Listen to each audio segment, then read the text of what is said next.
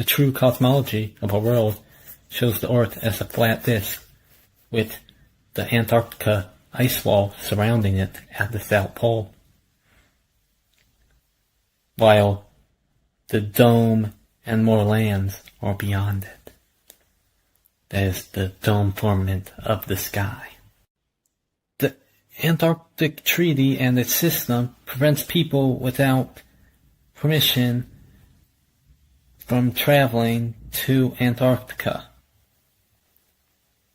Or it only lets people travel to certain parts of Antarctica that are like small ice places that aren't really part of the ice wall. They might connect to it but aren't the ice wall. But most of Antarctica is off limits to only a select few chosen by governments or these other organizations. We see the government took a big part in this when they signed this treaty, which I think was made to hide the truth about this area, which is Antarctica.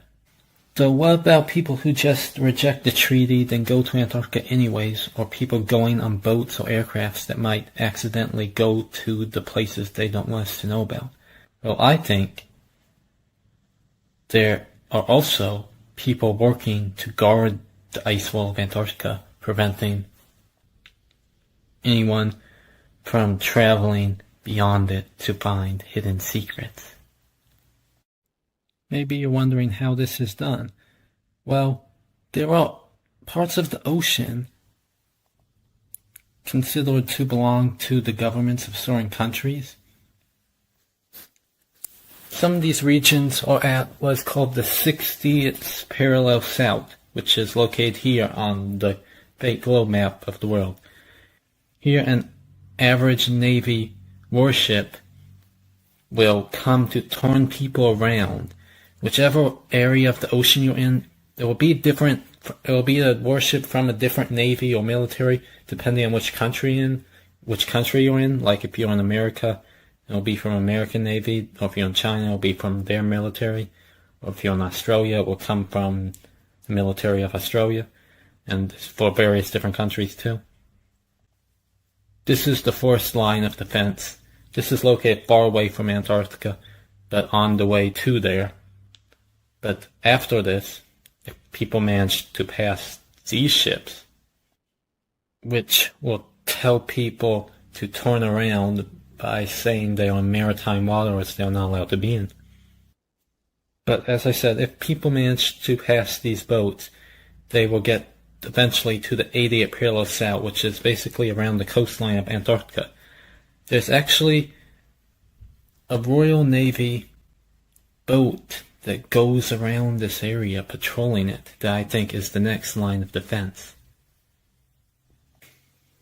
So, on the flat Earth map, if you switch this globe Earth map into the flat Earth map, you'll see that the 80th parallel becomes the ice wall of Antarctica that surrounds the world. So this boat, the Royal Navy patrol ship, is going around the ice wall, patrolling it to make sure people do not go past it. The name of this ship is HMS Protector. It says here, HMS Protector is a Royal Navy ice patrol ship. So we know it is called a patrol ship, but they claim here that it's a research icebreaker. So they say it's for research purposes. But this patrol ship is in Antarctica, as we learn here, the Antarctic deployment.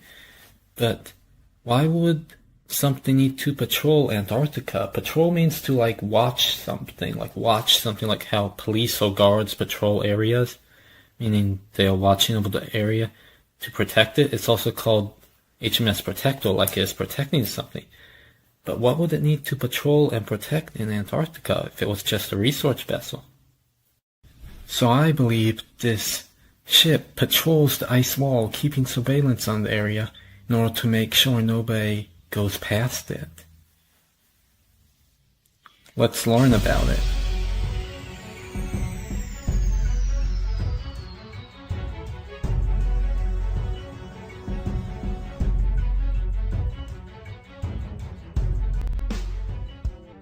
HMS Protector spends up to 330 days a year in the ice-packed seas of the South Atlantic and fulfills a unique support role. This ice patroller is equipped with 2 cranes capable of lifting up to 60 tons of supplies. With 4,741 horsepower and a uniquely shaped bow, Protector has the capacity to break through thick ice. Up to 65 personnel on board are given huge amounts of responsibility, rotating within a 330-day patrol. HMS Protector also provides support to the British Antarctic Survey, providing manpower and supplies to the 2 stations that secure a British presence in the area. The vessel arrived at Portsmouth Naval Base in May 2011, tasked with renewing the Royal Navy's ice patrol presence in the South Atlantic. Tasked with renewing the Royal Navy's ice patrol presence in the South Atlantic. Tasked with renewing the Royal Navy's ice patrol presence in the South Atlantic. But the Protector, which finally departed Teesside at the end of last week, is a ship far better suited to serving on the edge of the frozen wasteland. Serving on the edge of the frozen wasteland. Serving on the edge of the frozen wasteland. The ice makes it impossible for ships to reach any of the bases for about 8 months of the year. We can only get through between November and March. That's summer down here. After that, the power of the ice is so great, even a modern ship would be crushed if it was trapped in it. Thus, keep in mind that this ship travels around the 80th parallel south, so it goes around the ice wall, patrolling the whole area. Here we learn that New Zealand incorporates 2nd Antarctic Patrol Vessel with flying colors. So it's talking about another patrol vessel in Antarctica. It's called NZS Wellington. Then it says here the trials also prove that the ship can conduct small boat operations, can land and operate personnel along the Antarctic coastline, and can conduct reconnaissance and surveillance. So they are using surveillance in this area to spy on people, watch the area to make sure they don't get across it.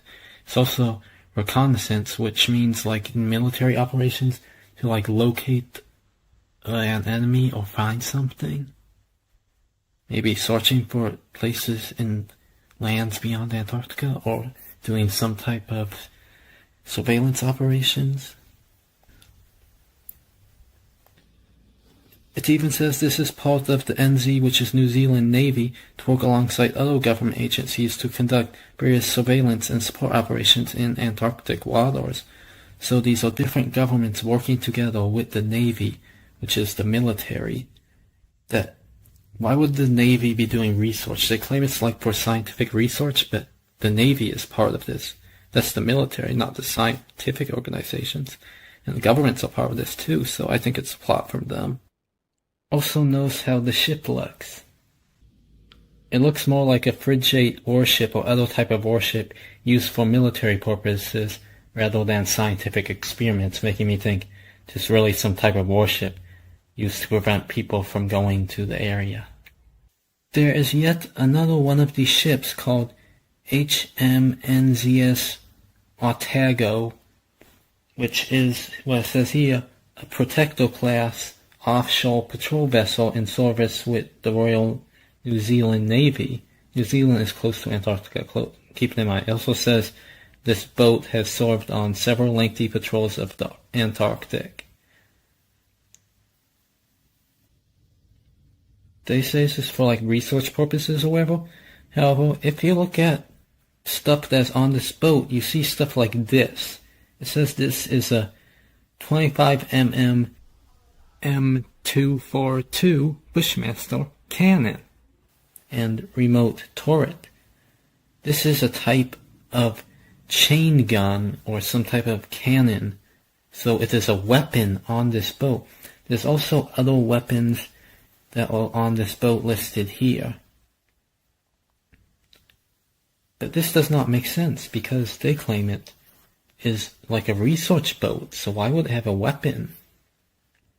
I think these weapons are used to shoot boats and aircrafts that they do not want to go to places across the ice wall. In fact, M242 Bushmaster, this cannon or chain gun, is actually known to be able to shoot down targets such as helicopters and aircraft, as well as other vehicles, which can include boats. I can see them stopping them while they are at or on their way to Antarctica, as well as on their journey back where they came from, or while they arrive back where they came from. These boats have advanced radar systems, so I think the radar on them and these other detection systems that they might have are used to find people or boats or aircrafts far away so they can go to them, then either shoot them down or sink their boats by shooting them, or convince the people on the boats to turn back around and leave the area, along with imprisoning or stopping them some other way. We can also find these other places in Antarctica with advanced radar systems such as images seen here, which are likely used to detect aircrafts and boats far away. So the small amount of people who guard the ice wall can find out where they are at in faraway places, then go to them in order to stop them from finding what lies beyond the ice wall. Out in the ocean, they also have these buoys, which I think are like solar powered or something. They can set off signals and detect people or boats from faraway distances. They had these from at least, I think back to at least World War II or somewhere around that time. Though they're like towers on the ocean. They can send signals and tell people where boats are at in faraway places. I think these signals are sent back to their radar systems, which are used to track people and see where they are. A video made by those on a fishing trip in their boat at the Bass Strait in Australia, which Antarctica is positioned towards, shows their encounter with one of these boats patrolling the areas which are way before the 80th parallel that tell them to turn around or not be in the area, which I think is because they don't want them to find the truth at Antarctica. We learn here that, if you scroll down, that Australian Antarctic territory is around the same area as the Bass Strait, or it's actually part of the Bass Strait. And it is close to the 60th parallel south that I've been talking about. So let's see the video. Destroyer, he will yield.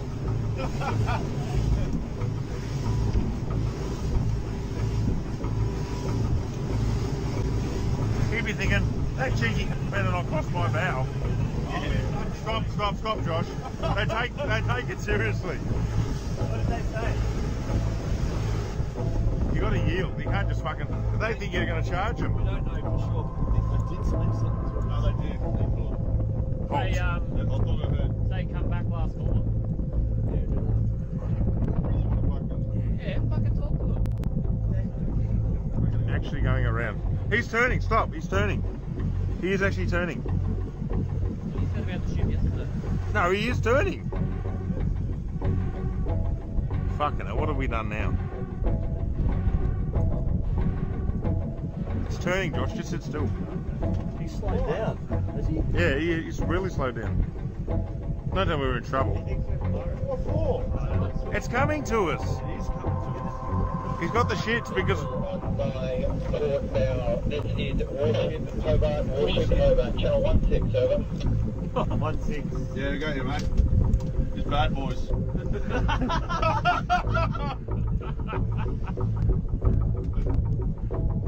he come back? Gotta go channel 16.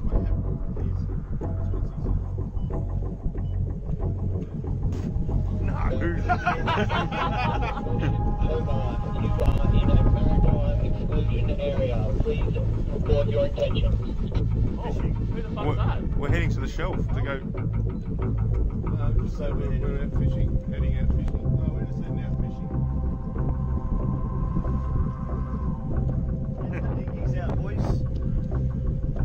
They get fired in the morning.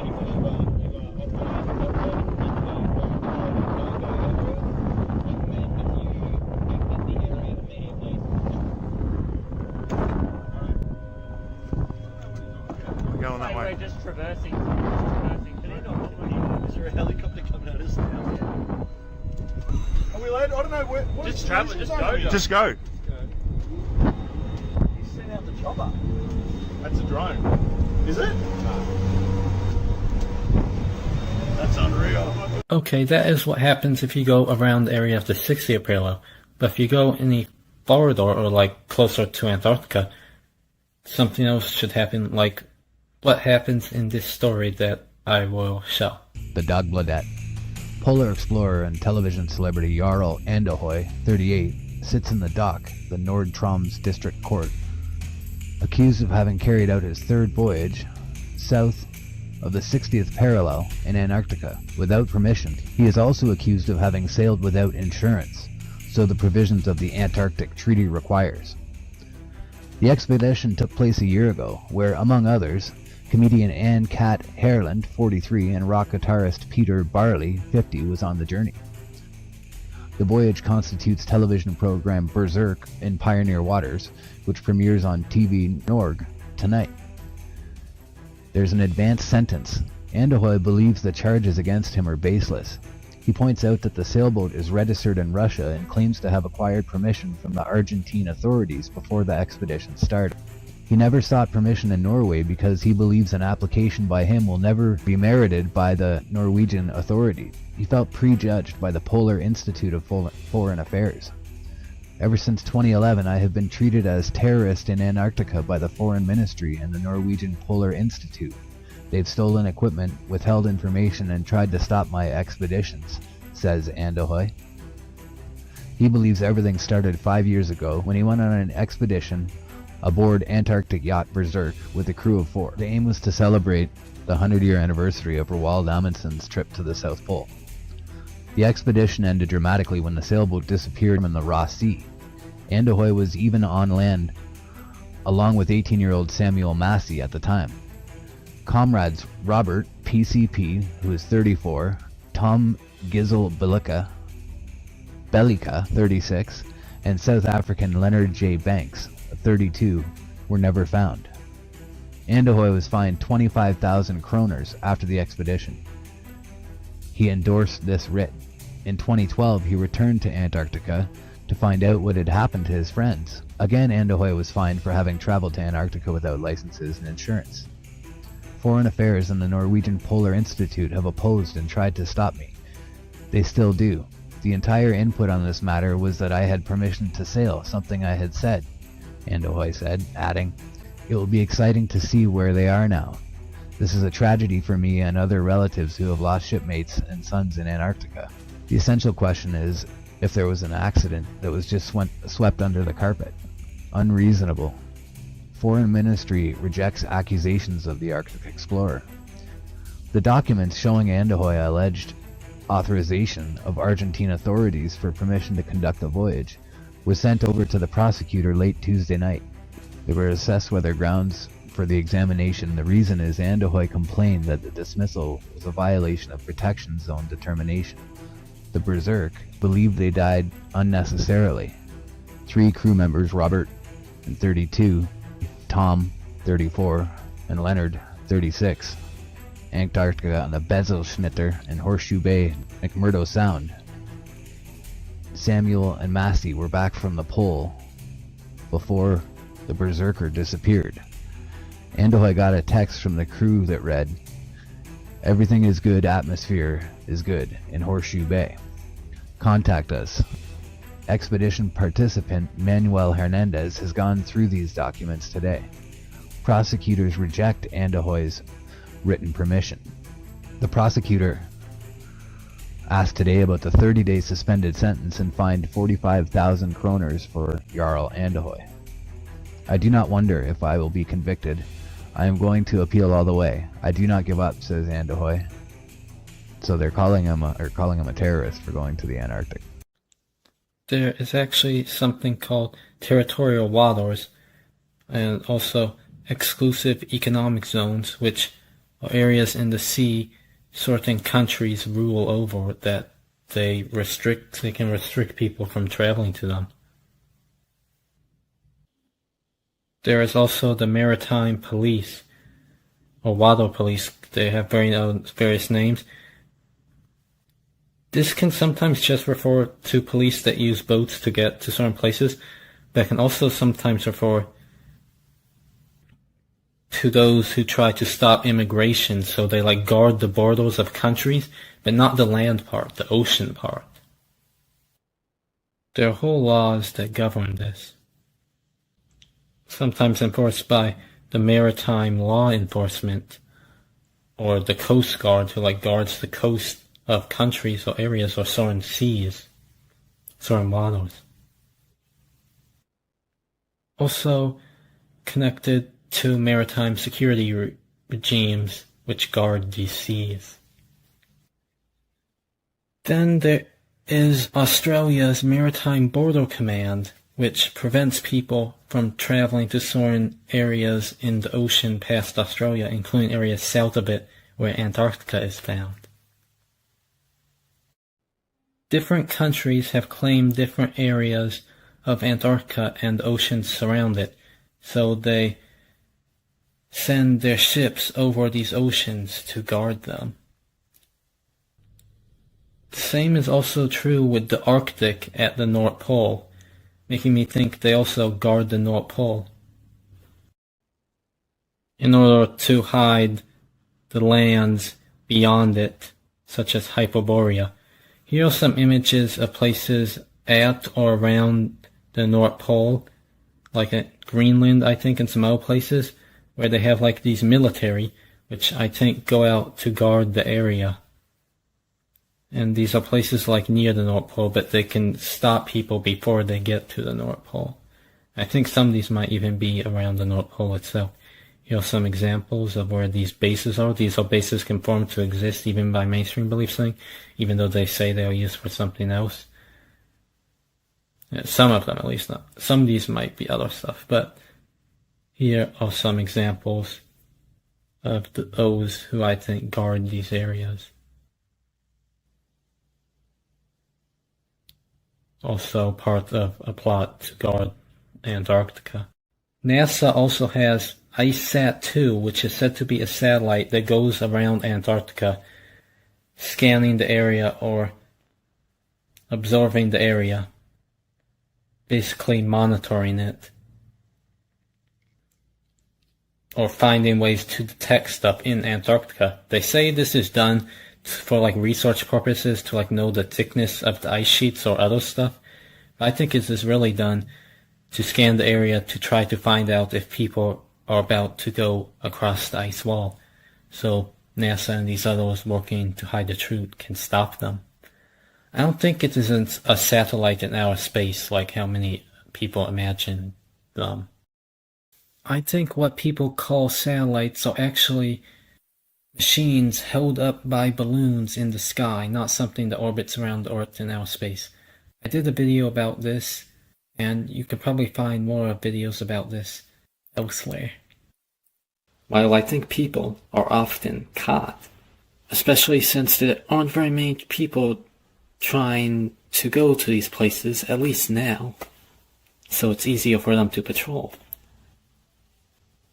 I do think there might be some times when people are not detected by their radar or systems, as well as maybe people who get past them anyways, somehow. Then we can learn that HMS Protector here, it actually is equipped with guns attached to it, used by the crew, and some of the crew even carry rifles themselves, I've heard, along with using weapons that are attached to the ship.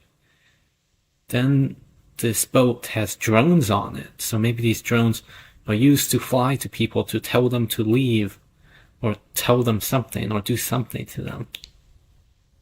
maybe also to find someone. The full name of the ship is HMS Protector A173. Though there is an older ship with what looks like some weapons on the front, called HMS Protector A146. It too was an Antarctic patrol vessel of the Royal Navy. We can see some of the weapons of it all listed here. It says twin 4-inch gun mounting, twin Auriclon, I don't know how to pronounce that, mountings, 4 hot chicks, I don't know how to pronounce that, 3 PDR saluting gun. The same is true about the other HMS Protector I was talking about, which is owned by the Royal Navy, which is the Navy military with these weapons that guard stuff with them. Though the weapons are listed down here. It says 4 miniguns, also browsing .50 caliber heavy machine guns, general purpose machine guns. Yet this ship served one of the purposes that HMS Endurance A171 also did. We learn here that this boat, which is also an icebreaker that served as the Royal Navy ice patrol ship between 1991 and 2008, it has weapons listed. It says 2x 7.62 mm Mk 44 miniguns, along with 6x 7.62 mm L7 GPMGs, which is another type of weapon. It also carried aircraft that says 2X ice modified. Lynx has 3 helicopters. We learned these are British multi-purpose twin-engineered military helicopters, so these are military helicopters. However, we are told that the purpose of this ship is hydrographic surveys, which is like surveys to make stuff for like going places or other reasons for like research, navigation, offshore construction, and maybe other stuff, and supporting the British Antarctic Survey, which is said to be a polar research institute for scientific research, not military. We can even see that this ship is actually a different version of an older ship, also called HMS Endurance from 1967. It says it was a Royal Navy ice patrol vessel.